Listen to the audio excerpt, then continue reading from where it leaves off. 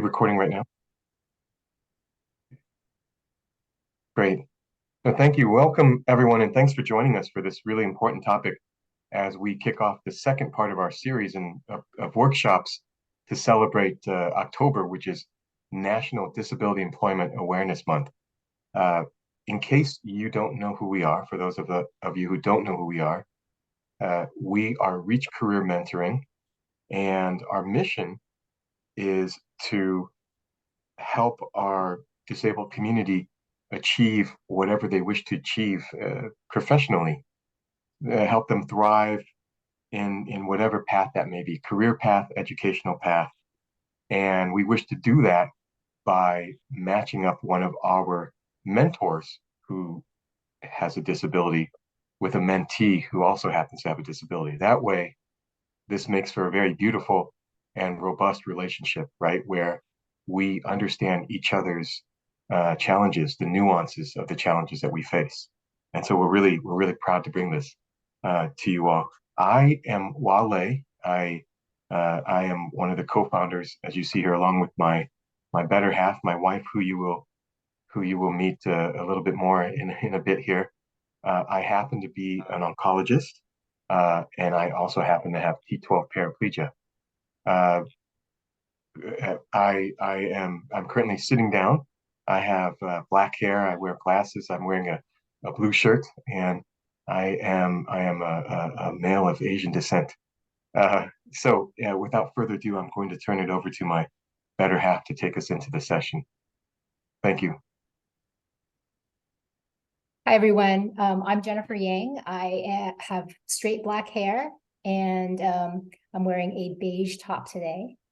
I'd like to introduce our two speakers today. Cindy Owyoung is an old friend of mine, but don't let that bias you. She earned her MBA at UCLA, and for the past 20 years, she's been shaping DEI policies at companies such as Charles Schwab, Yahoo, and most recently, Bill.com. Cindy is also the author of All Are Welcome, which is a fantastic book that is basically a playbook for any organization that wants to implement their own DEI policies in their organization. So if you haven't read it, I highly recommend it if you're interested in this DEI space. Jessie Wusthoff is a DEIB consultant, and she has a focus on disability. She earned her MBA at UC Davis and has worked in HR for many years.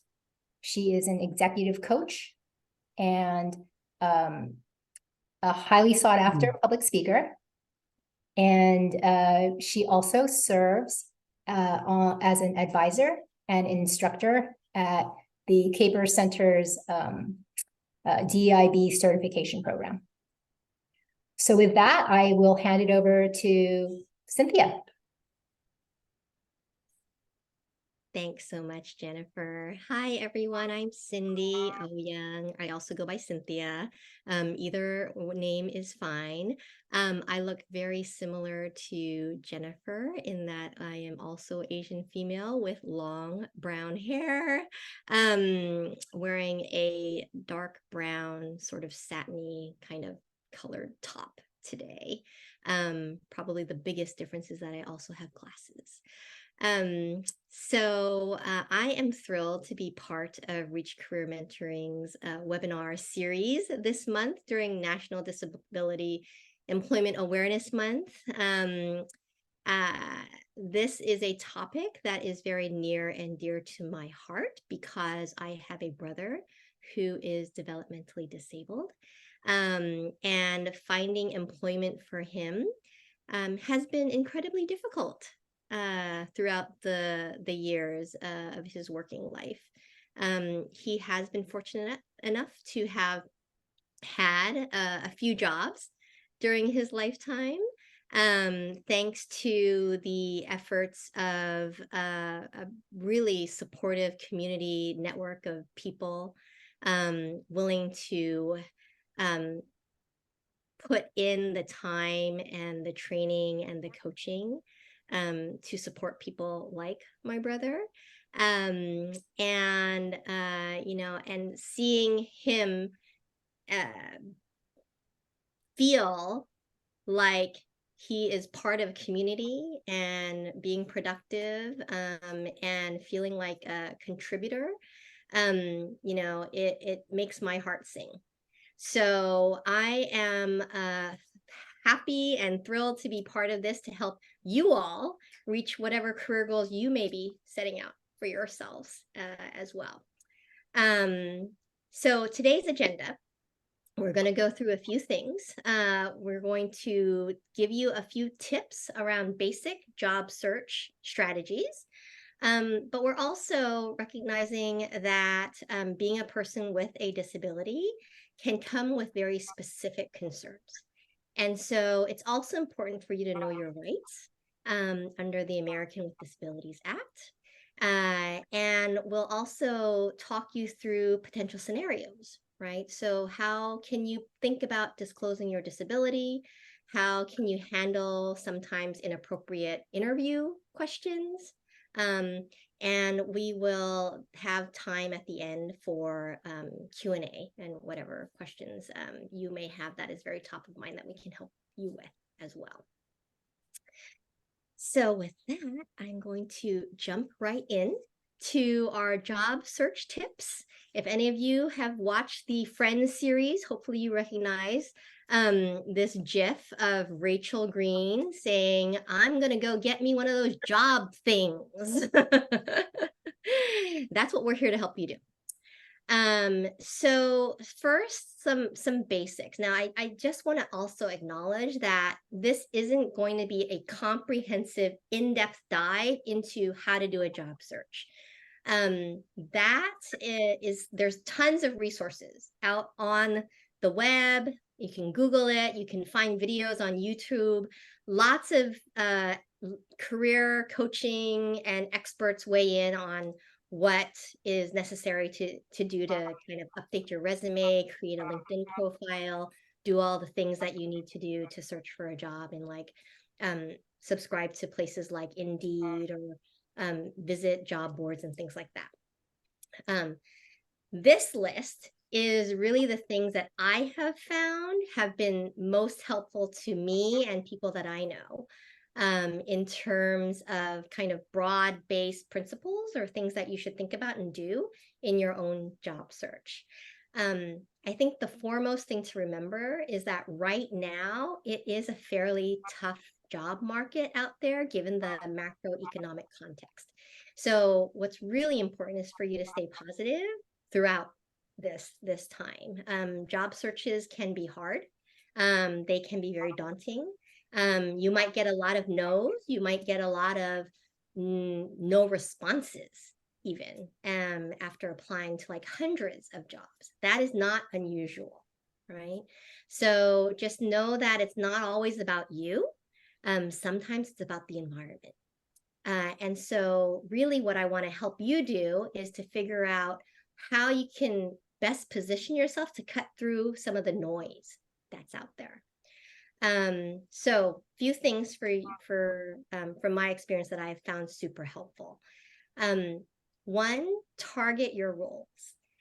Especially being on the HR side in companies, what I see happens a lot is people start to apply to anything they think they can do, right?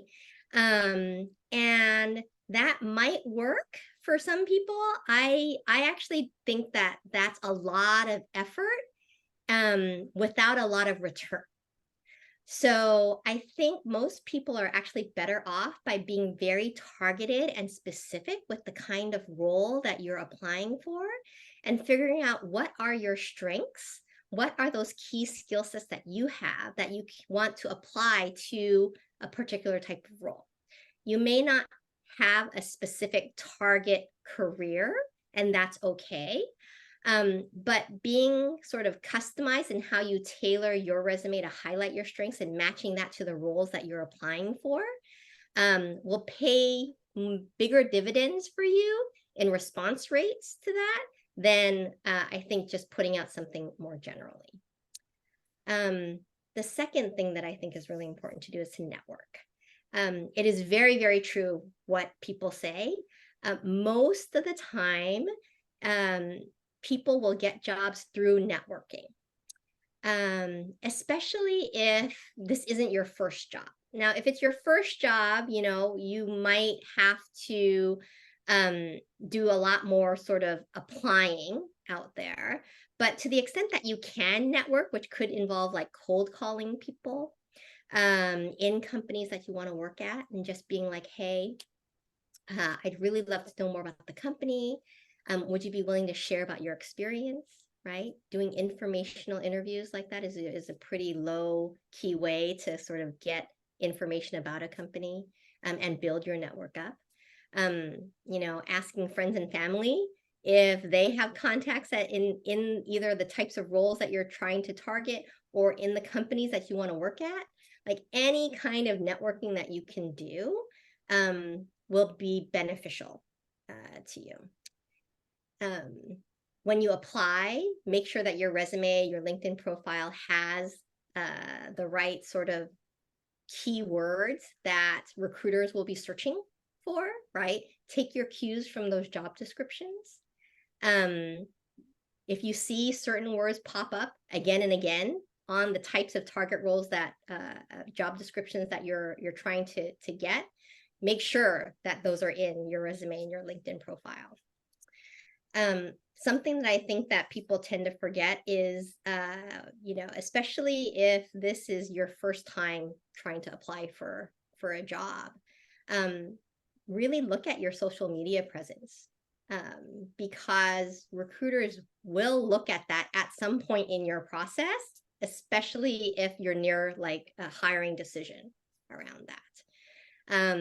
And so, it's not to say that everything that might be out there is like necessarily a bad thing. But if you have something that you're maybe like, maybe I need to, either create a different handle to have, or maybe I shouldn't be using this email address that says like partyhound54@gmail.com, right? Like those are the types of things that you just want to think about in terms of, will that work for the role that and the company that you're applying for, right? And research those companies. Again, this is part of the networking piece, but if you get to an interview, particularly, you want to make sure that you know something about the company that you're interviewing at. And I think for people with disabilities in particular, researching takes on more of that flavor of, is this a company culture that's going to embrace me for who I am, right? So you want to make sure that you are applying to companies that either talk about a commitment to diversity, equity, and inclusion, have some statement around accommodations, reasonable accommodations on their website, or in their job application process, have a great sort of brand reputation. Things like that are things that are really good to look for when you're researching companies as well. And then practice, interviewing. Nobody ever does interviews well the first time. And so it's really important to practice interviewing either in mock situations with friends. Consider every time you get an interview as practice, even if you don't get the job. Like try to continue to like examine and work on it and get better at it every time. It is a skill set that can be developed. And so making sure that you get a coaching and feedback on how you interview is always really good. What I always like to do when I have an interview is like, hey, do you have any feedback for me? Is there anything that I didn't share that you have a question about, right? Those are good things to also ways to get feedback. And then lastly, I think, a lot of times we don't necessarily consider that volunteering or taking on contract roles or, temporary roles are just as good ways to get your foot in the door. So maybe getting that full-time role isn't something that happens right away, but getting experience might be more important, right, in order to get that full-time role. And so looking at volunteer opportunities, contracting or temporary um, roles can be really helpful for that. The other thing that I wanted to point out is that there's tons of resources that are out there to support people with disabilities specifically. And if you're not aware of them, I just wanted to highlight a few here. And Jesse, if you have others that you think are important to highlight here, I would ask you to jump in as well. But here are just a few. Disabledperson.com is a really great sort of job board that employers actually list. It's not sort of a job scraper. So you know that the jobs on there are by employers who are interested in hiring people from the disability community. usajobs.gov is really about federal job listings. And what's great about that is if you can get into their Schedule A process, that basically means that you are given sort of special consideration and not having to compete against non-disabled applicants as well. So if you qualify for that, that's something to look into because it can speed up the job hiring process. AbilityJobs.com, Enable America, CareerCast, Disability Network, and SourceAmerica.org all have job boards and resources for you that can help you in your job search. Disability In is a network that is primarily for employers. What's great about that is they actually have something called a disability equality index, where companies can apply and get rated on their level of disability inclusion. So if you're looking for a list of companies that score high on disability inclusion, going to Disability In will give you that. And I think that's really good for sort of helping you kind of target companies that may be ready and welcoming for whatever needs you might have. And then lastly, the Employer Assistance and Resource Network, or EARN, EARN for short, has a listing of organizations that actually provide assistance for job seekers, so different types of services. As an example, when my brother was looking for a job, he actually got a stipend through one of these EARN organizations to get wardrobe, like to get a suit for interviewing, right? As well as commuter assistance, right? So they gave him a stipend for paying for public transportation to get to interviews, right? So these are things that you can think about as well. I'll add a couple of resources.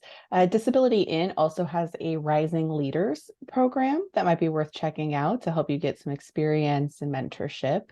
And then a couple of online tools. We do have Udly now, which is spelled YOODLI,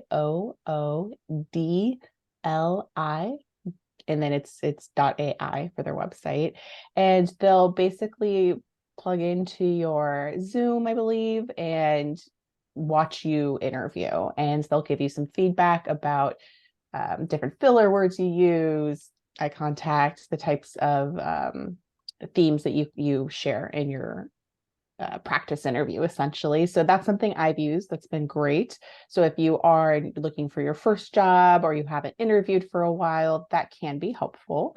And then I personally really love Teal. Their website is TEALHQ.com. And that will actually look at your targeted job postings in comparison to your resume. Both of these websites have paid features that you can do more with, but I've actually used their free tools and found it worth the time to engage with both. Help me understand, do I have enough metrics, things like that, which are appropriate for my career stage. So I definitely recommend checking those out. You can have 50 recruiters look at your resume and they're going to give you 50 different pieces of advice. So that is a disclaimer, but I did like having that kind of more, you don't have very many measurements. It's up to you whether you think that's appropriate kind of feedback.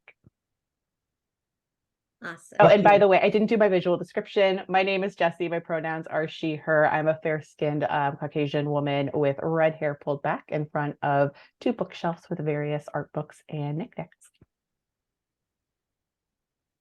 Thank you for that. Cindy and Jesse, I was wondering, among these job search sites, any particular ones that you're fond of that you think, that might be one of the better ones or best ones that you would have someone start with, and for any particular reason?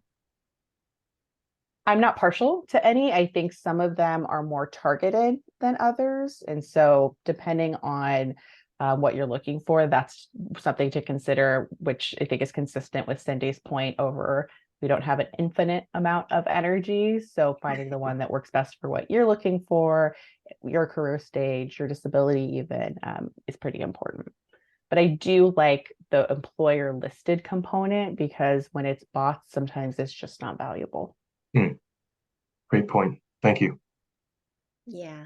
And we don't have this on the slide, but if there are sites that do target more specific types of disability, so higher autism for people on the autism spectrum, as an example.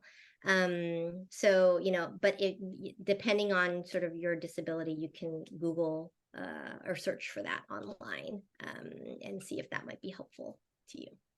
There's also Excuse me. Mhm. I would like to know is that like I cannot. I have like driving limitations, but I still have the education and skill sets to do the work. It's just a transportation issue. But are there any resources in here that would be very beneficial? What geography do you live in? What city? It is in Richmond, Kentucky. Okay. The reason I ask is because there are sometimes local resources around transportation that can be worth looking into, specifically whether wheelchair accessible door-to-door transportation. I truly don't know for Kentucky. I apologize. And there are more remote jobs. So doubling down on that, if you're interested in remote, is something I've done because I just can't commute anymore physically. 5 days a week, I can do like one. So I definitely think now is a helpful time as far as remote work goes. That said, if I saw your post, if you're looking for an internship, those are less likely to be remote. So looking for those local resources can be quite helpful.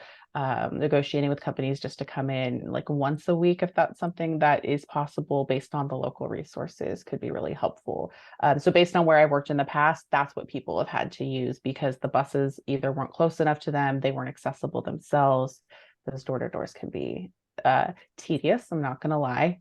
They give you a pretty large pickup drop-off time window.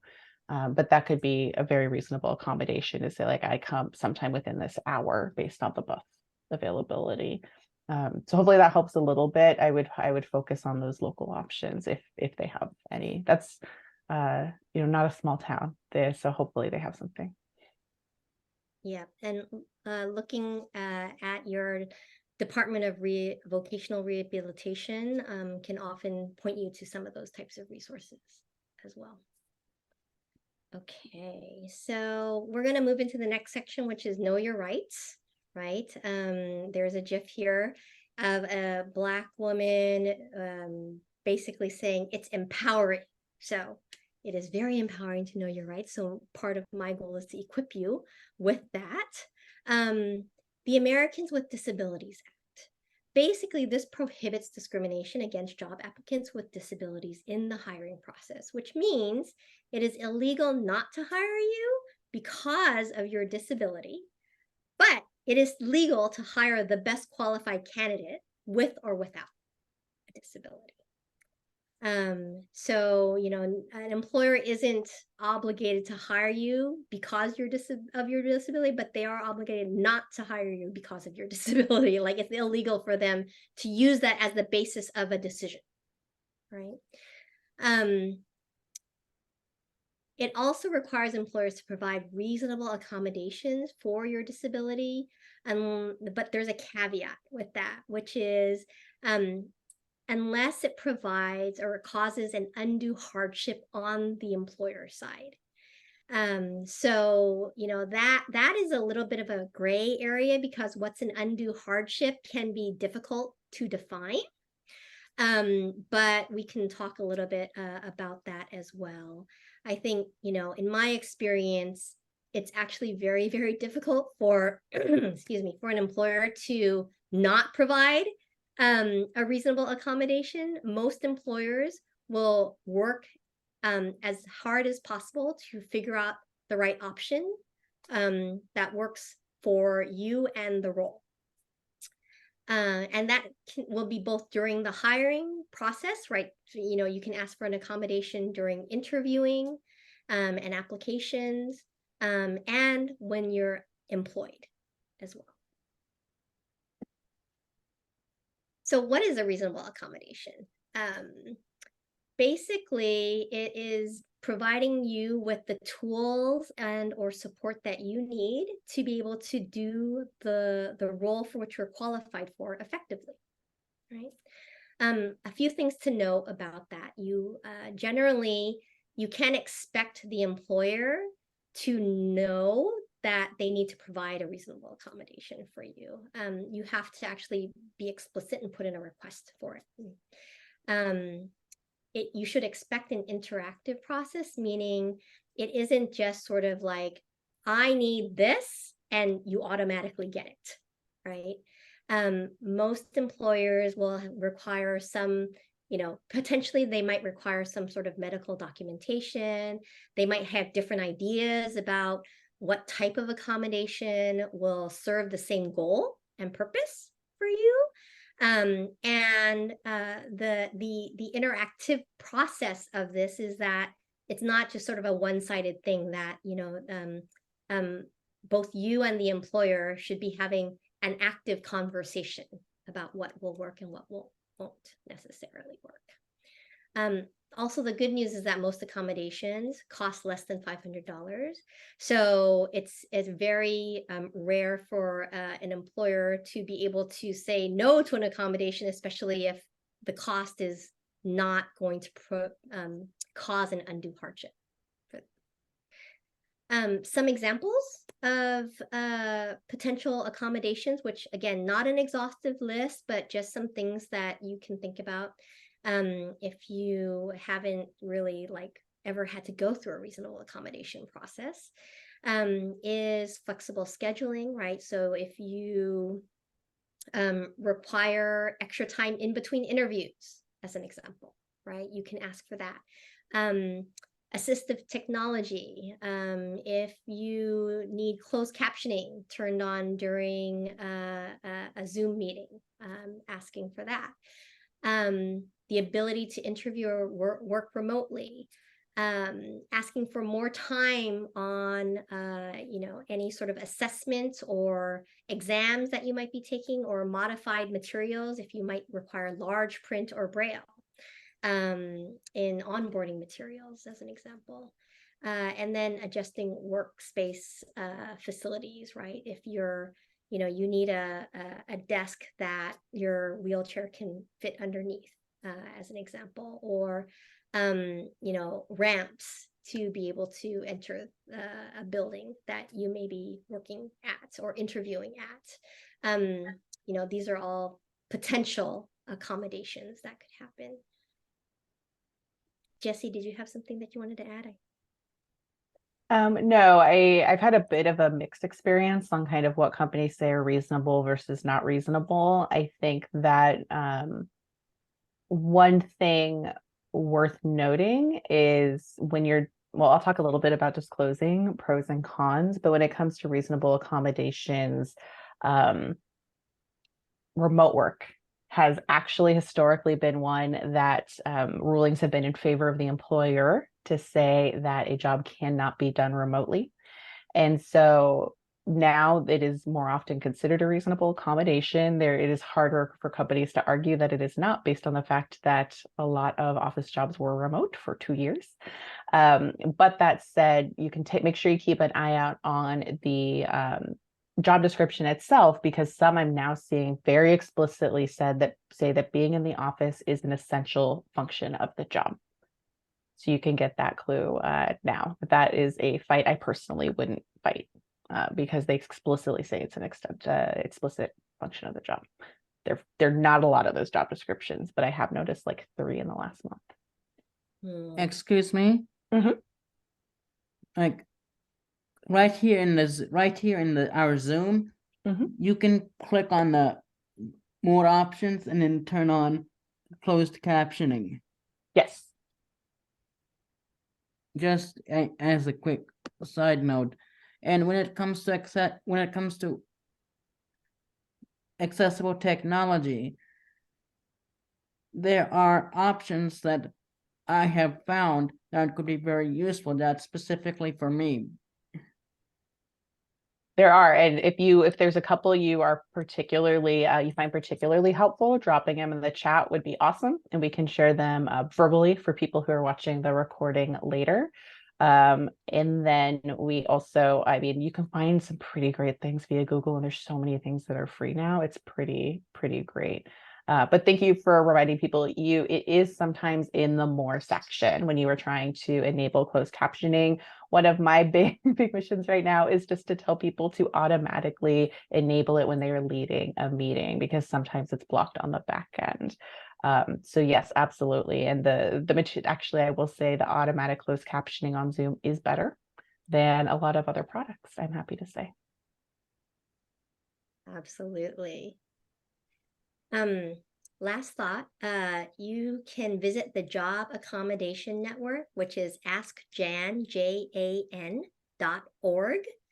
If you want to have, like, there's a plethora of information there about accommodations, how to ask for it, what to expect companies to do, what is the interactive process. It goes lots of things in depth there. And particularly if you're an employer, that's a good resource for anyone who's looking to hire a person with disabilities as well. Yes, and thank you so much for sharing that resource, the nuanced Dragon Naturally Speaking. So I used that Dragon software when it was brand new, like in the 90s, I think. And it is amazing how it was like a leader at the time and continues to be a strong product. So that is a great recommendation. Thank you.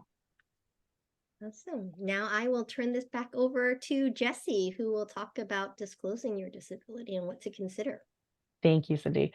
So this is the question that I get all the time: when to disclose, if you should disclose. They're very related.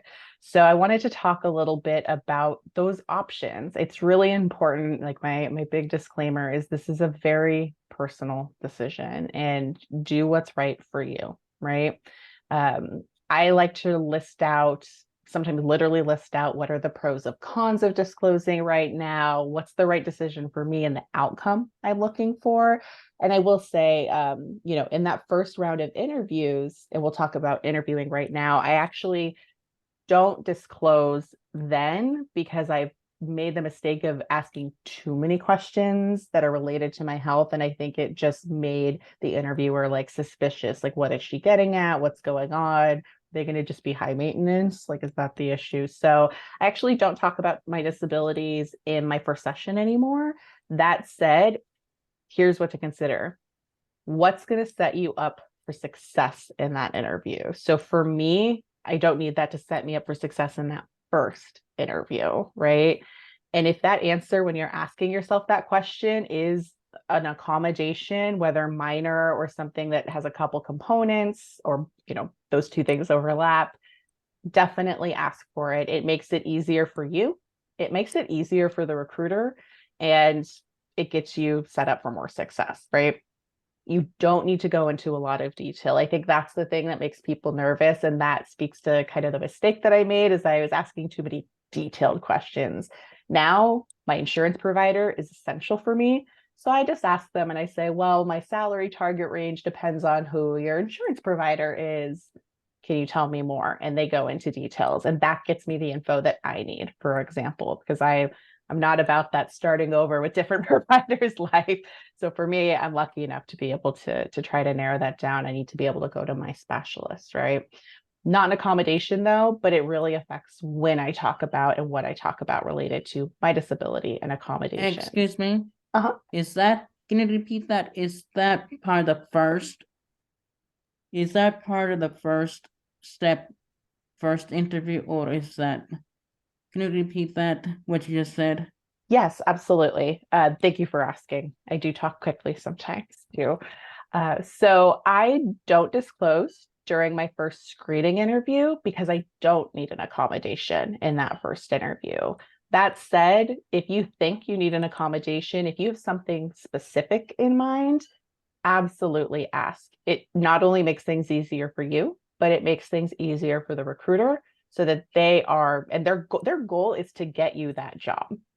And that's the thing that it's easy to forget about recruiters when we're caught up in the stress of looking for a job. They want to hire you. They want to hire people they talk to, right? So giving them a heads up, like, hey, I'll need closed captioning. I might need you to repeat some things for volume reasons, anything like that makes their life easier. And most importantly, it sets you up for the outcome that you are looking for. So what I said specifically around the mistake I made asking too many granular questions. The way I get around it now is I just ask them who their insurance provider is. Before I was asking granular questions like, do you cover durable medical equipment? And it overwhelmed the recruiter, right? Which I get. So now I just ask who their provider is. I know things on the back end about insurance at this point. That gets the job done. That's a very fair question, and we can go from there. Does that help? Yes. Okay, perfect. All right. And the other thing, you don't really need to go into a lot of detail. So I tell a recruiter, the more you can tell me, the better I'll be able to perform. Sometimes I get really anxious. Do I need to tell them my diagnosis? No. Do I need to tell them my whole mental health history? Nope. But that helps me get what I need, and it's not a surprising thing. Gary? Yes, I actually had a what do I want to say this? It's a it was a like a pre-recorded interview with Best Buy, which is a is a dream company for me to work for because I'm all about assistive technology and bridging the gap between what what you can do and what technology makes possible for us to do. And they just asked some really off the wall questions, like going through customers' devices and like things that I just wasn't prepared for. And like I said, this interview was pre-recorded, so and I've been told that it's kind of like it's that first screening, so how would I go about handling something like that? Like, I don't know if it's specific to the store or I don't know. I was really thrown off. Any advice? Yeah, I have never done a pre-recorded interview. I think that would be very hard for me. I'm not gonna lie. I I'd be I'll be thrown honest, off. I didn't I was so thrown. I was just like, okay, I'm gonna continue because I really want this position as a possibility, but I was like not. Yeah. Yeah, I would be, I've been thrown off in interviews before, and sometimes I recover and sometimes I do not. It can really change your flow.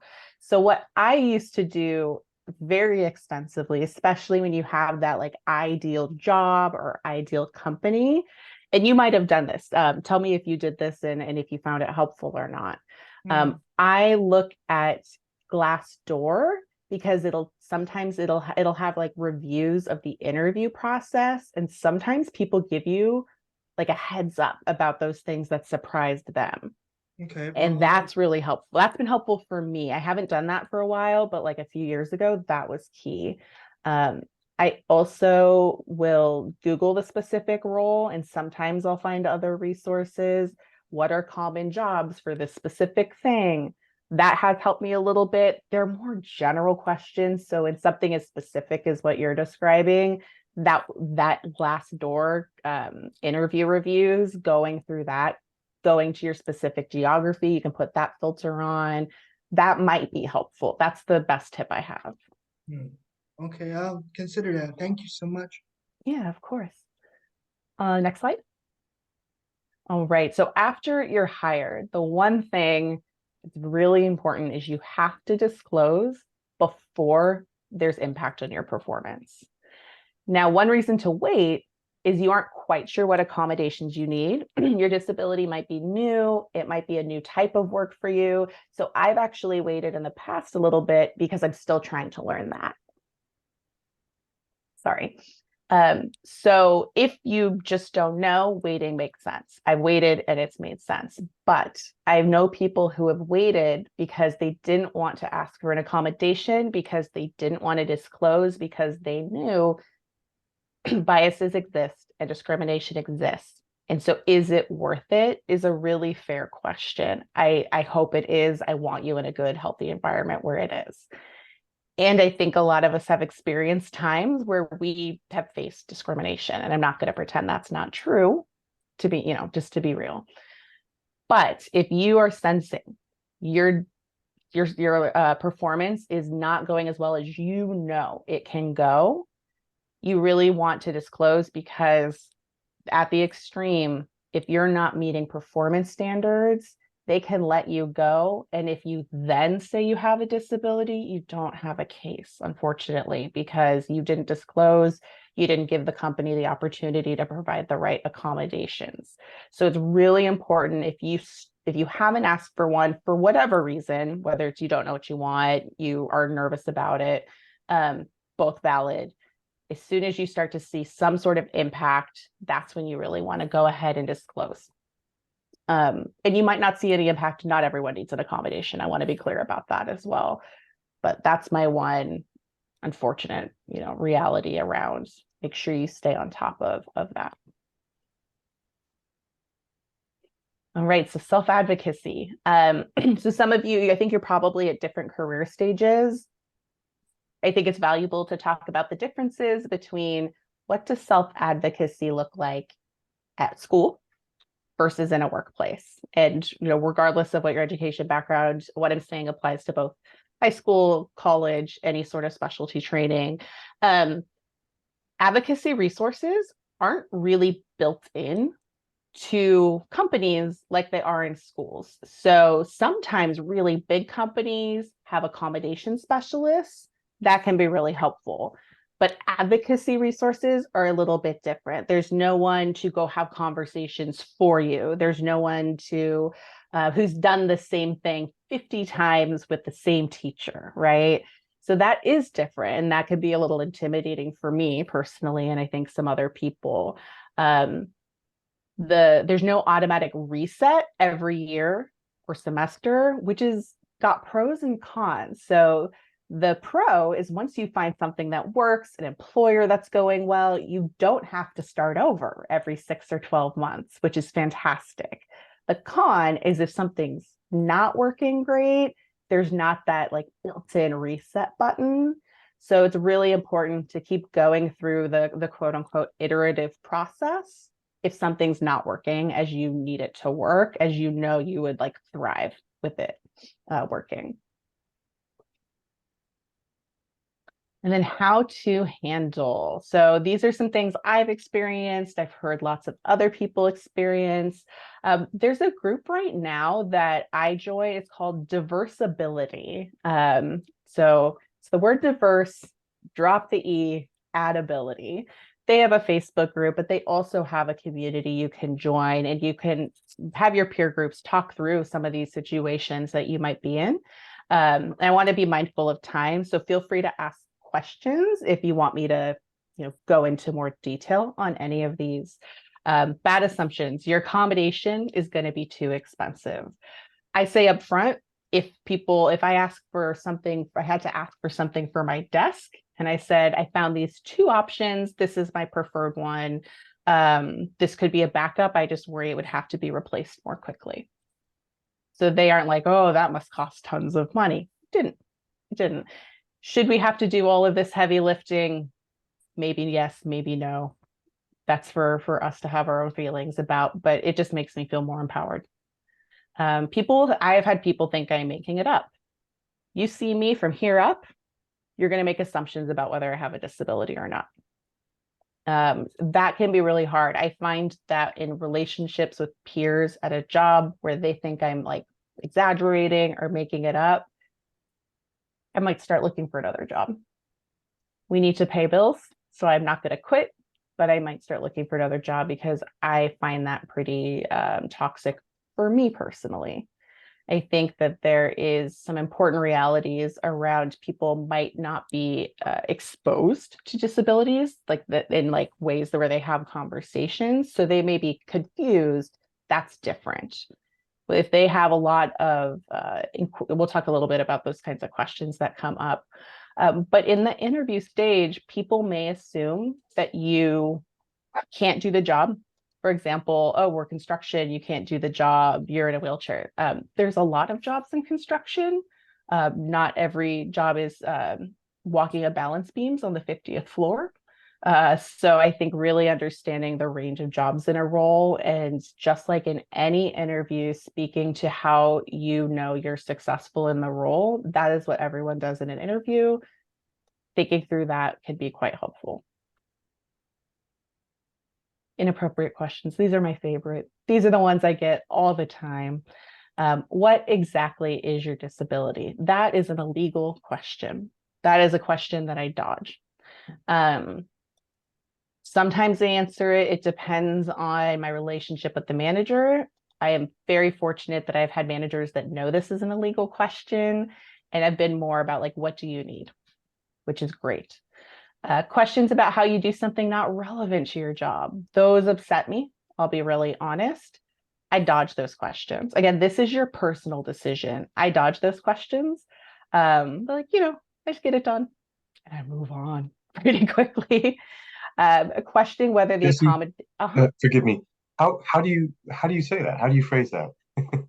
For how do I do something not relevant to my job? Yeah, or when you dodge the question, how do you go about doing that? Because you know, many of us have gotten these inappropriate and silly questions, and you know, and internally you're angry, right? You're kind of biting your tongue, and so how do you how do you go about it in a Yeah, no, totally. And sometimes I don't do as well as other times at pivoting. So for me, it is about the pivot. So I might say like, it's not that interesting of a thing. Don't like, and maybe another time. And I immediately talk about something else. I don't give them that opportunity. And it is very appropriate to say like, I'm not really comfortable going into that. You don't have to like, people will know if you say I'm not comfortable with talking about that. They'll usually know they crossed some sort of line. Sure. I don't really want to talk about that. Can we talk about X? Also very helpful. Great advice. Yeah. Okay, great. Thank you. Of course, questioning whether an accommodation is really necessary. I like to proactively say, this is what really helped me in the past. If you don't know for sure something's going to be right for you, say like, I really think this would help. Let's try it for a month. Also might be a helpful option to you. Questions on why you're working instead of on disability. That I think would really emotionally trigger me quite a bit. I have not received this question, so I can't tell you personally what I've done. But I do know people have really struggled with this and say like, I like to work. I want to share my skills. This is an important part of my job. That's one potential answer. I don't need to go on disability. Some people, it's a valuable resource. It's not one I need. There's a lot of answers to this, but I don't have a personal story specifically. But people like to have meaning. People like to have contributions in their life, like Cindy talked about. So working self-determination is very important. If an accommodation is not working, disabilities change over time. I have found that what worked for me 2 years ago does not work for me now. Re-engage in the conversation, and that's really all you have to say. Like, this was helping me, like things have changed for me. I'd like to talk about what we can try now. Jobs change over time. Having the iterative conversation with, you know, whoever, whether it's your manager or HR, having an iterative conversation with whoever you talk to first, normal, appropriate, definitely something that you should feel it's not making you a burden. It is something that benefits everyone to just revisit those conversations. I recommend companies on their engagement survey actually say something, or their benefit surveys actually even better for sure. If you have an accommodation, is it working for you?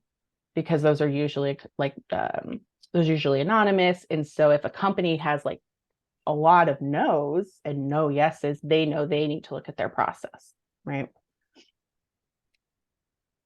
Next slide. All right, Q&A.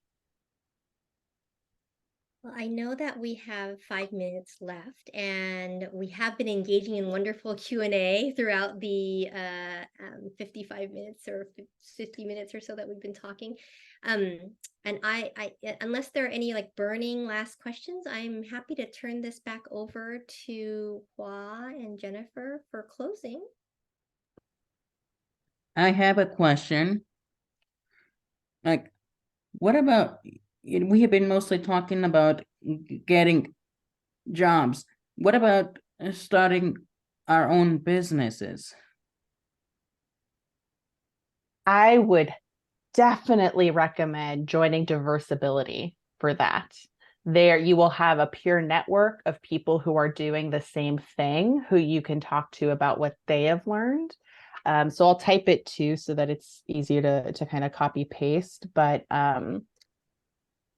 they have scholarships for joining as well. It's a $49 monthly fee right now, which I found worth it, but they also have scholarships. But Diversability, it's diverse, drop the E, ability, like I said before. So DIVERSABILITY.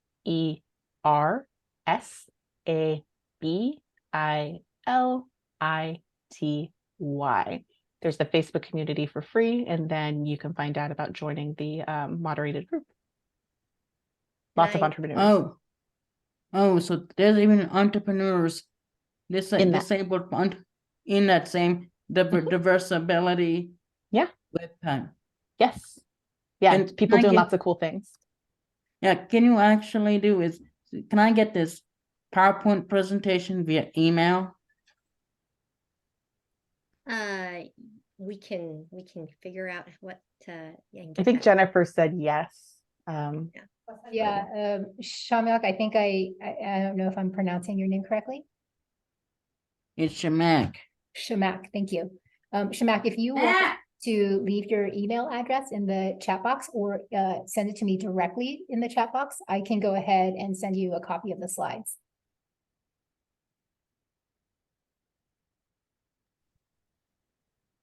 Okay. Can I just, I know we only have like 2 minutes, but I also have a question. I'm wondering if, just get some feedback really quick.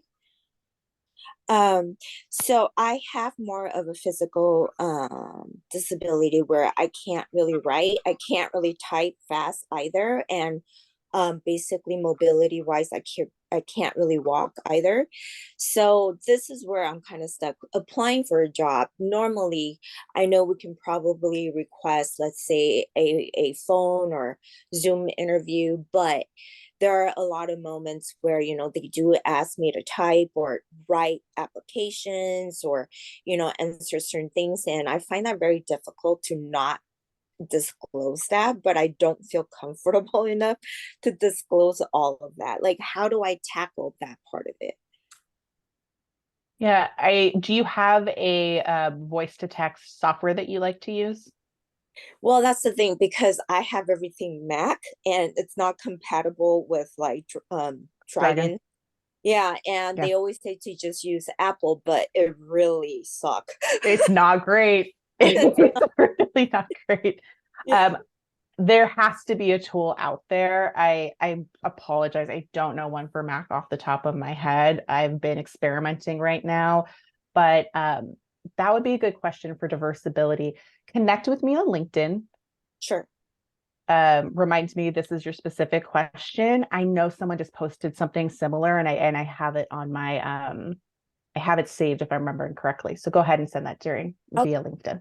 Thank you. Yeah, I asked DOR, I asked Apple directly. Nobody can give me an answer either. So It's wild. Yeah. yeah.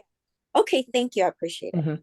The other thing I would add to that, Cindy, is very often, I mean, companies that have thought about this will have an accommodations specific email on their application sites. Mhm. So if you can, shoot an email there and say, I actually need help or an accommodation to apply for a role.